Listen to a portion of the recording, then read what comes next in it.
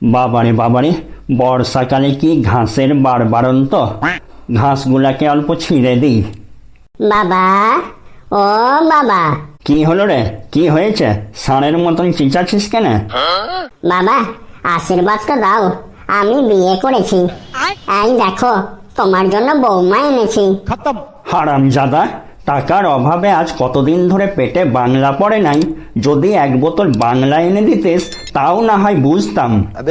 সর্দি কাশিতে কতদিন ধরে ভুগছি, এসে যদি বলতিস তোমার জন্য একটা দেশি মোরগ এনেছি, গরম গরম ঝোল করে খাবে, তাও না হয় বুঝতাম। হতচ্ছাড়া, পৃথিবীতে আর কিছু পেলি নাই, একেবারে ডাইরেক্ট বৌমা নিয়ে চলে এলি। আমি কি করব তোর বৌমাকে নিয়ে? হতচ্ছাড়া, আমাদেরই পেটে ভাত জুটছে নাই, আবার একজনকে কোথা থেকে আমদানি করে আনলো। এটো কি করলি তুই বাপ? এটো কি ঠিক করলি? কেন ঠিক না হওয়ার কি আছে? এখনকার দিনে যা মেয়ের ক্রাইসিস না, ওই প্রেম করে বিয়া হলো তো হলো, আর তা না হলে তোমার ভরসায় বসে থাকলে না আমার এই জন্মের মতো বিয়া হওয়া হয়ে গিয়েছিল। আর তাছাড়া এই তো ভাবো, তোমার কত খরচা বাঁচাই দিলাম। এক্ষুনি দেখে শুনে বিয়া করতে গেলে প্যান্ডেল খরচা, ভোজের খরচা, নতুন জামা কাপড়ের খরচা, কত খরচা হতো বলো তো। হ্যাঁ রে, দেখাশোনা করে অনুষ্ঠান করে বিয়া করলে আমার সম্মানটাও থাকতো, আর সাথে কত জিনিসপত্র পেতাম বলতো। আমার মুখ তো আর খুলাও না, তোমার আবার সম্মান আর জিনিসপত্র রাখো তো। আমাদিকে দেখে জিনিসপত্র কি আর এমন দিত? ওই দুটো প্লাস্টিকের চেয়ার আর পায়খানা বাথরুম যাওয়ার জন্য প্লাস্টিকের বালতি মগ দিত, ইয়ার থেকে বেশি আর কি দিত? না না বেটা, তুই ও কথাটা বলিস না। আমাদের টাকা পয়সাটাই যা নাই, কিন্তু আমাদের একটা স্ট্যাটাস আছে।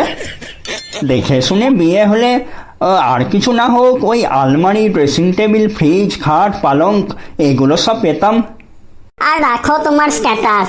স্ট্যাটাস বানান তো বলতে বললে যে ভুলটাই পড়বে।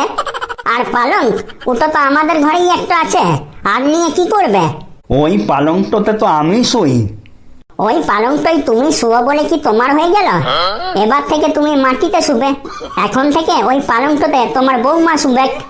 হরে, সে না হয় বুঝলাম, কিন্তু দেখে শুনে বিয়াটা হলে কমসে কম 4-5 লাখ টাকা পকেটে তো ঢুকতো। হ্যাঁ, আপনার ছেলে তো একেবারে বিরাট একটা সরকারি চাকরি করে, যে উয়ার মুখটা দেখে আপনার পকেটে 4-5 লাখ টাকা গুঁজে দেবো। সে না হয় ঠিক আছে, কিন্তু কমসে কম 3-4 ভরি সোনা তো পেতাম। বুড়ার শখ কত? ওই তো আপনার ছেলের বদন, তার আবার এত বিজ্ঞাপন। আপনার ছেলের মুখটার দিকে একবার ভালো করে তাকাই দেখুন। ওই ছেঁদা কলসির মতো মুখটা দেখে কেউ 3-4 কেজি জং লাগা লোহাও দিবে নাই। 3-4 ভরি সোনা তো দূরের কথা। হ্যাঁ রে বেটা, তুই ইয়াকে কি দেখে বিয়া করলি বাপ? দেখো বাবা, তুমি আমি দুজনেই আলসি বটি। ফ্রিতে রেশনে চালটা পাই বলে খাই, আর সারাদিন গায়ে হাওয়া লাগাই ঘুরে বলি। কিন্তু আমার বউ তো মাস গেলে অন্নপূর্ণা ভান্ডারে 3,000 টাকা করে পাই। এবার থেকে আমাদিকে আর ফ্রি রেশনের চালের মার ভাত খেয়ে থাকতে হবে নাই। এবার থেকে সপ্তাহে 2-1 দিন করে মাছ মাংস তো হবে কেই। তাই নাকি? তাহলে তো বিরাট ব্যাপার রে। হ্যাঁ, আর আমাদিকে মাসে মাসে হাত খরচের টাকাটাও দিবে। কি এবার বলো, ভালো বউ করেছি কিনা? হ্যাঁ হ্যাঁ, খুব ভালো, খুব ভালো, খুব ভালো করেছিস। নিয়ে আয় বৌমাকে ঘরে নিয়ে আয়। এসো বৌমা, এসো। বৌমা, ও বৌমা। কি হলো, কি চেঁচাচ্ছেন কেন?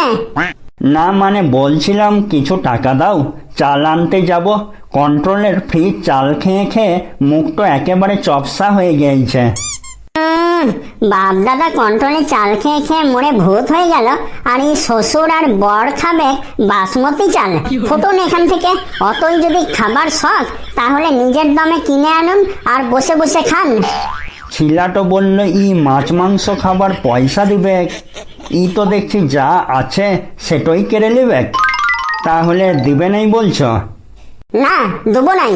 আর কতবার করে একটা কথাকে বলতে হবে? ঠিক আছে, কি আর বলবো। এই, তোমার এত বড় সাহস কি করে হয় গো? কি বলেছো তুমি আমার বাবাকে? আগে তুই বল, তোর এত বড় সাহস কি করে হয় আমার সামনে গলা উঁচিয়ে কথা বলার? আওয়াজ নিচে।